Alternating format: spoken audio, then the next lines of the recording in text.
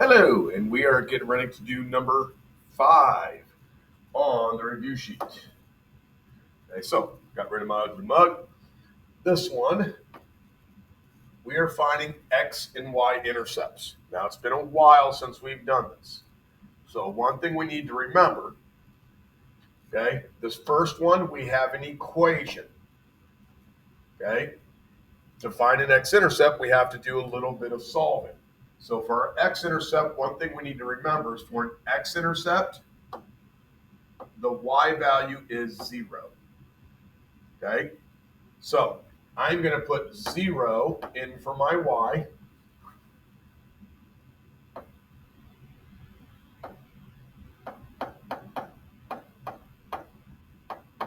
And I'm going to solve this problem. 2 times 0 is 0. So I get 3x equals 8. Divide by 3. And I could write this either as a fraction or as a decimal. I'm going to go ahead and write the decimal. And that would be 8 divided by 3 is 2.6 repeating. Okay, so that part's done. Now, for a y-intercept, the x value has to be 0. So I'm going to do this same problem, but this time I'm putting my 0 where the x is.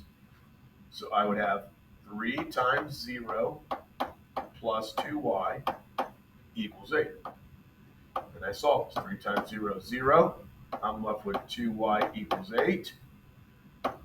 Divide by 2, and I get 4. And that's how I'd find our x and y intercepts with an equation. Okay.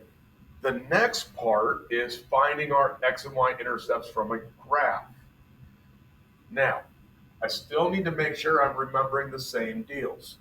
So for an x-intercept, the y value is 0. Okay, so my x-intercept is on the x-axis.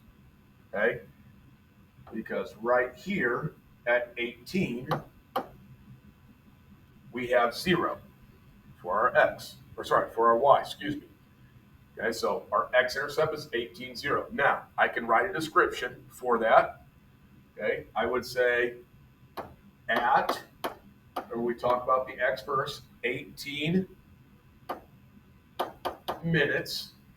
I can abbreviate there. And then I use this to help me. The height above the canyon floor is, and I use my y value. That was supposed to say is. Sorry. Is 0 feet. Okay, and that part's done. Now, for my y-intercept, I'm looking for my x is 0. And my x is 0 right here at this number, and that is 360. Okay? And I would start a similar sentence.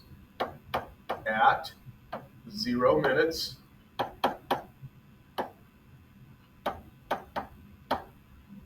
the height above the canyon floor. Oops. Let me erase.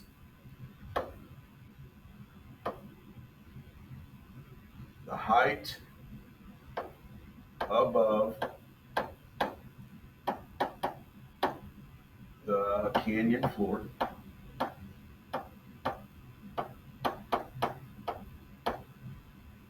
is 360 feet.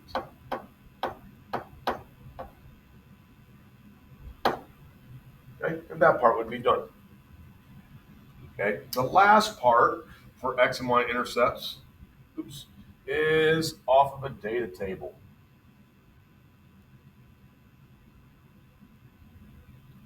Okay, and this is part C of this one. Now, we still follow the same basic principles. For an x-intercept, the y has to be 0. So I'm looking at my Y column and I'm looking for a 0. And that happens right here. So this would be my x-intercept. Okay, now how would I write this? At 5.2 hours,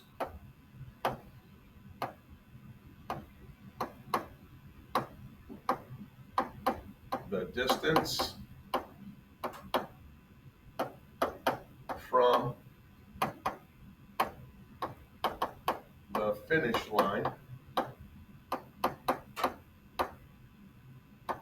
is 0 miles. Okay, now you can say at 5.2 hours, they're at the finish line because they're 0 miles from it. Okay, now our y-intercept. We have to remember again, is for our y-intercept, that is where the x is 0. Okay, and this is my x column, and right here is where I have a 0 in the x column, so it'd be 0, 26. Okay, so I would start the sentence again at, talk about the x first, 0 miles.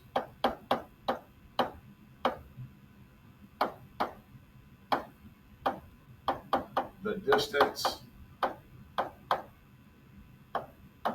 from the finish line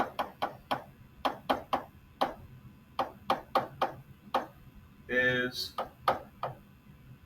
26. Oh Lord, guys, I apologize. I read this wrong. I apologize. Okay, I said this wrong. At 0 what? At 0 hours. I apologize. At 0 hours, the distance from the finish line is 26 miles. Okay, so be very careful that you are applying the appropriate labels to your numbers when you're doing that. Okay, and that is number 5.